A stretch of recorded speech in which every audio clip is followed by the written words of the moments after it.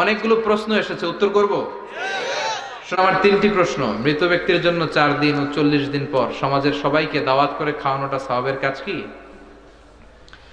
মৃত ব্যক্তির পাশে বসে কোরআন মাজিদ পড়া ও খতম দেওয়া কি সওয়াবের কাজ? আমরা যে কবরস্থানের পাশে গিয়ে বলি আসসালামু আলাইকুম হালাল কবর, এটা কি ঠিক কিনা? মৃত ব্যক্তির জন্য 4 দিন ও 40 দিন পর আপনারা যেটা করেন এটা বলে 40 কি বলে? সবাই একটা রমরমা ভাব নিয়ে খাইতে যায়, মনে হয় যে বিয়ের দাওয়াত খাইতে যাইতেছে। আছে না নাই? তো যে মরছে আপনি তার জন্য কাঁদবেন, দোয়াই না করবেন, এত খুশি কেন আপনাদের? আপনি খাওয়ান, খাওয়াতে দোষ নাই। আপনি মাইয়েতের রূহের মাগফিরাতের জন্য খাওয়ালে মৃত ব্যক্তির গুনাহ আল্লাহ মাফ করবে, সেটা ঠিক আছে, কিন্তু খাওয়াবেন মিসকিনদেরকে, ইয়াতিমদেরকে, তারা বেশি হকদার। এখন দেখা যায় 40 মিসকিনদের জায়গা কম, এলাকার পয়সাওয়ালা লোকেরা এসে লাইনে বসে থাকে। আমি দেখেছি যেটা, কিন্তু দরকার ছিল, আমার আব্বা মারা গেছে, এই এতিমখানায় আমি একটা গরু দিয়ে দিলাম, ওরা সারা বছর খেতে পায় না, ওরা খাবে, খেয়ে আমার আব্বার জন্য দোয়া করবে, ঠিক কিনা?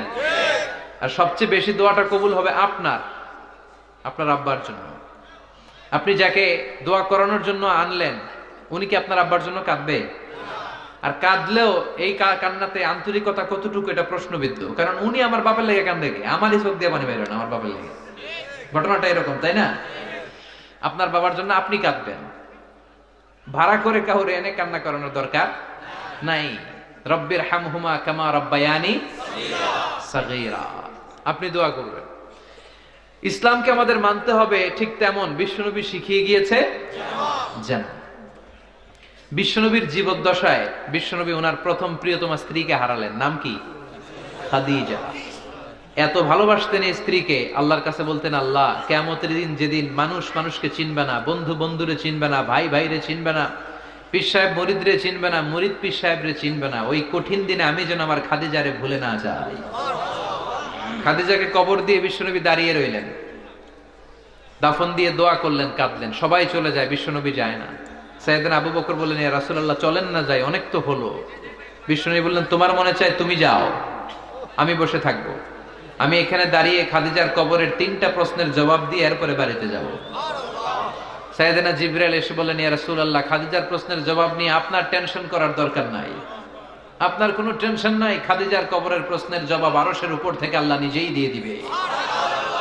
এজন্য মা বাবার জন্য আমরা দোয়া করব, আমরা সাদাকা করব। মৃত ব্যক্তির সামনে বসে কোরআন পড়া যায় কিনা? হ্যাঁ, হাদিসে এসেছে, ইকরাউ আলা মাউতাকুম সূরাতা ইয়াসিন, তোমরা তোমাদের মুমূর্ষ রোগীদের সামনে বসে, মৃত্যু পথযাত্রী এদের সামনে বসে সূরাতু ইয়াসিন তেলাওয়াত করো, তাহলে তার মৃত্যুর কষ্টটারে হালকা করে দিবে কে? আল্লাহ পাক আমাদের সবাইকে কথাগুলো বুঝার ও আমল করার তৌফিক দান করুন। সুবহানাকাল্লাহুম্মা ওয়া বিহামদিকা আশহাদু আল্লা ইলাহা ইল্লা আনতা আস্তাগফিরুকা ওয়া আতুবু ইলাইক। কেউ উঠবেন না, বসেন। হযরতুল